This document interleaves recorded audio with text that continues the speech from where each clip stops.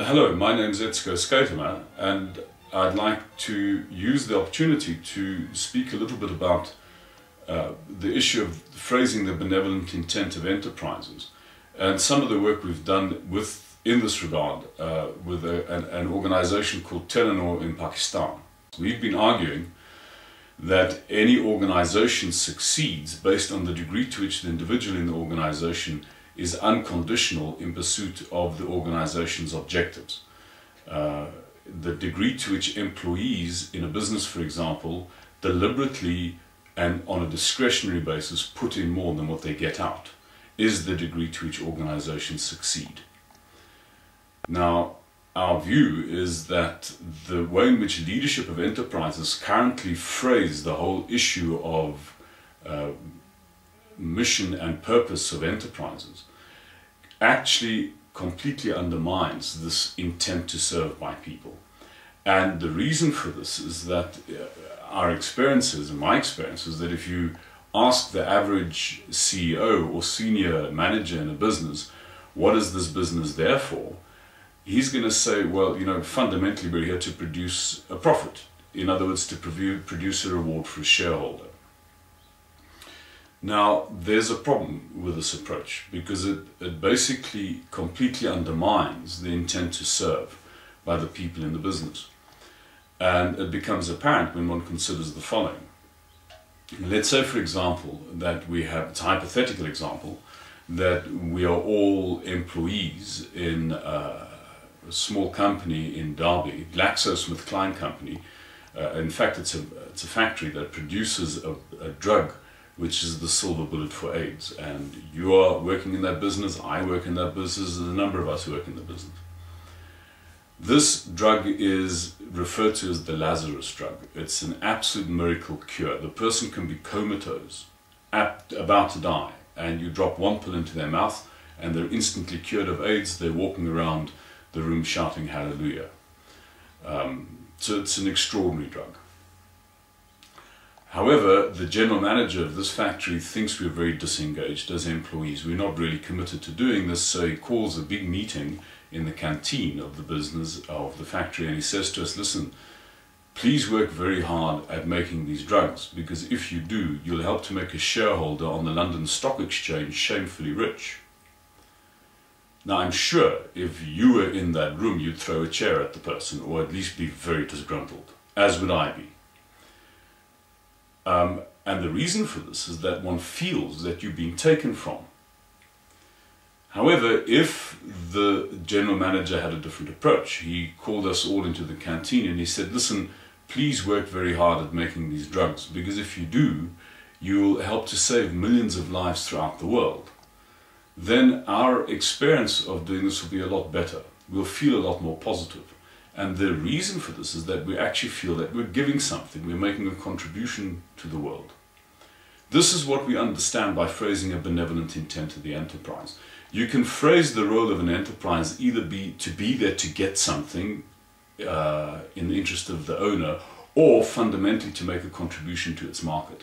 That second phrasing is benevolent, and that second phrasing is noble enough to ask people to act for a reason that's bigger than their self-interest. And until you get to that second phrasing, you can't ask people to go the extra mile.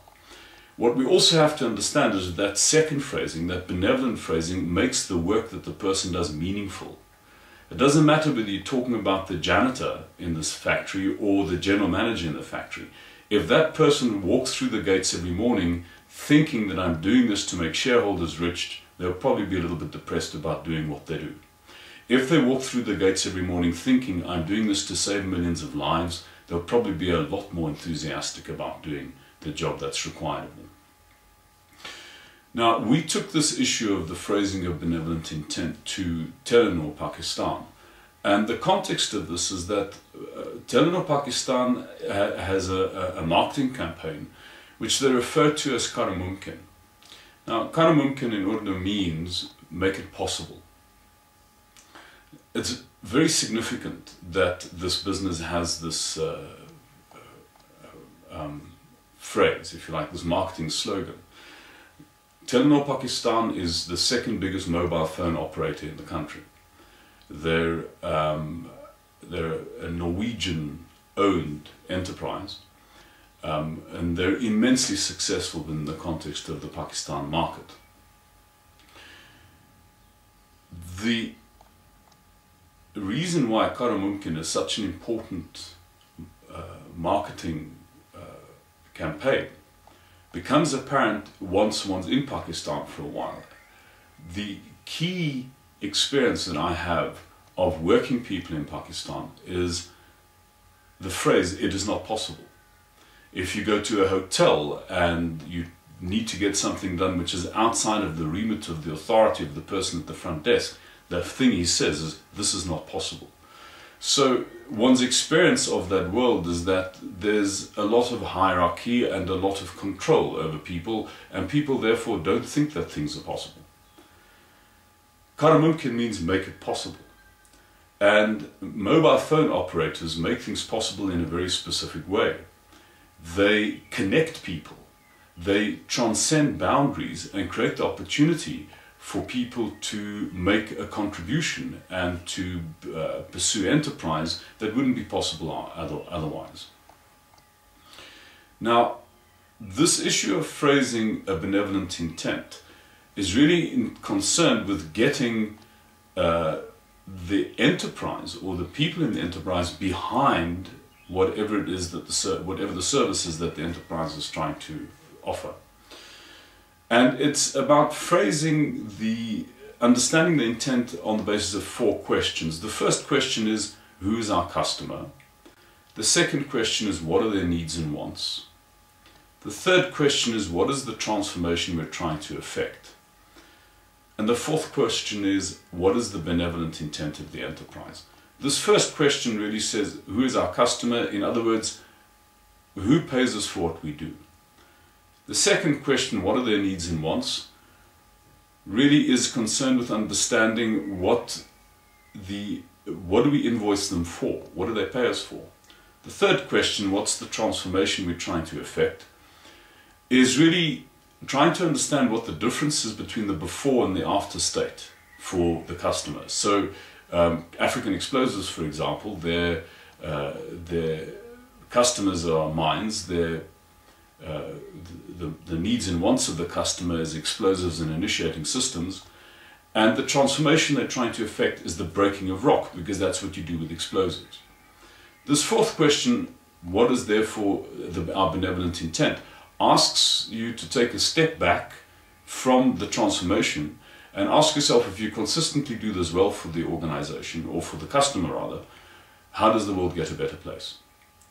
Now, we took the executive group, that is the CEO, the vice presidents and the directors of Telenor Pakistan up a mountain in Northwest Frontier Province, Pakistan, called Mukshpuri. And we went through a piece of process that was concerned with getting them to phrase the benevolent intent of their enterprise. And that process resulted in the following campaign, which was cascaded throughout the enterprise and was used by people in line positions in order to get them to communicate what the output of the experience on Mukshpuri was. I hope you enjoyed the video.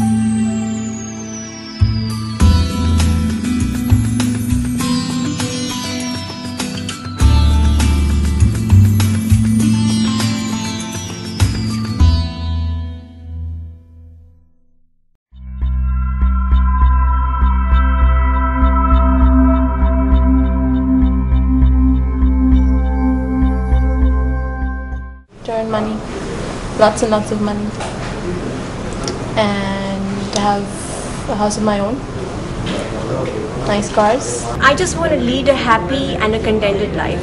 To become a good person and to spread out the knowledge that I have to be a good leader, and to make things easy for people, to enable people to learn more and try and do things more effectively and more productively. Purpose of my life is to be a honest man, a good son, better father, and to be a successful one across the country, across the world. Being a manager within a year or two, and the director within 5 years, to be the CEO of Telenor Pakistan.